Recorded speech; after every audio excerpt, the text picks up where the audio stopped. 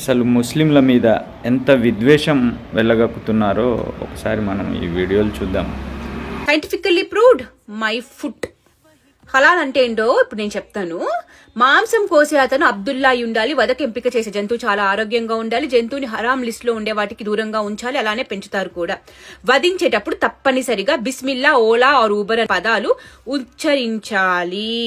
వధించబోయే జంతువును మక్కాలో కాబాను చూసే విధంగా ఉంచాలి. దీనిని కిబ్లా అని అంటారు. సాధారణంగా ప్రార్థన చేసేటప్పుడు అబ్దుల్లాలు కూర్చునే దిశ కూడా ఇదే. వధించేటప్పుడు తప్పనిసరిగా రక్తనాళం సగమే కోస్తారు. దాని వల్ల రక్తం బయటికి మెల్లిమెల్లిగా పోతూ ఉంటుంది. వాస్తవానికి ప్రపంచంలో చాలా సమాజాలలో మాంసం తినడం ఉంది. అయితే ఒక జంతువుని కోసేటప్పుడు దానికి నొప్పి అనేది తెలియకుండా దాన్ని వధించే పద్ధతులున్నాయి. కొన్ని సమాజాలలో అయితే జంతువును అపస్మారక స్థితికి తీసుకువెళ్లి వధిస్తారు. కాని వీళ్లు మాత్రం జీవిని మెడని మక్కా వైపుకు విరిచి పట్టుకొని లా ఇలాహి ఇల్లల్లా మహమ్మద్ రసూలల్లా అని ఒక ఖురాన్ వాక్యం చదివి మరి కోస్తారు. సో అలా కోసినప్పుడు మెల్లిమెల్లిగా రక్తం కారడానికి ఎంత సమయం పడుతుందో జంతువుని బట్టి 30 సెకండ్ల నుండి 5 నిమిషాలు పట్టొచ్చు. అంతసేపు అది భయభ్రాంతులకు గురవుతూ తనకు ఏం జరుగుతుందో తెలియని స్థితిలో శరీరంలో వివిధ రకాల stress hormones, negative hormones release అవుతాయి. తరువాత అది చనిపోతుంది. ఇలా నెగటివ్ హార్మోన్ రిలీజ్ అయిన ఫుడ్ ని చిన్నపిల్లలకి తినిపిస్తే వాళ్ళకి చిన్నతనం నుండే క్రూరత్వం, నెగటివ్ ఆలోచనలు వస్తాయి. మీరు బక్రీద్ కి చూసినట్టయితే చిన్న చిన్న పిల్లల్ని 1 నెల రోజులు ఒక గొడ్రని ఇంట్లో ఒక ఫ్రెండ్ లాగా పెంచుకునేలా చేస్తారు. వాళ్ళ కళ్ళ ముందే వాళ్ళ చేతులతోనే బలి ఇప్పిస్తారు. ఎందుకు? అల్ తకియా ఉంటది కదా, వాళ్ళతో కలిసి ఉంటారు. వాళ్ళకి అవసరం బట్టి రామ్ రహీం బాయి బాయి అంటారు.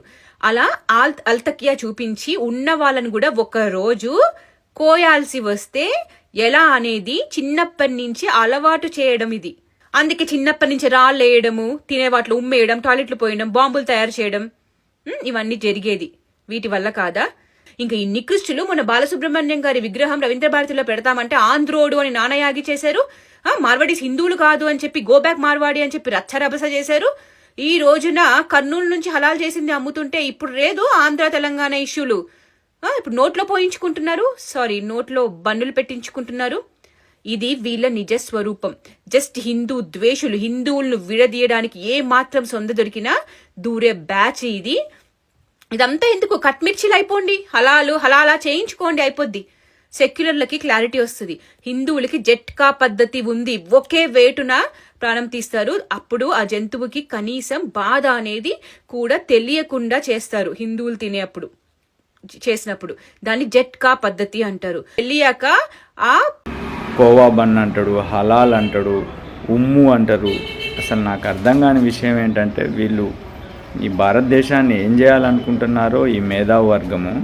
వీళ్ళు నిత్యం సోషల్ మీడియాలో ఒకటే విద్వేషం.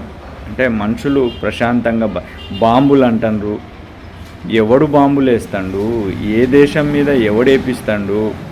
కులం పేరుతో ఎవడు కొట్లాడుతాడు? వాళ్ళు తినే ఆహారాల మీద కూడా ఎవడు రెచ్చగొడతా ఉండు?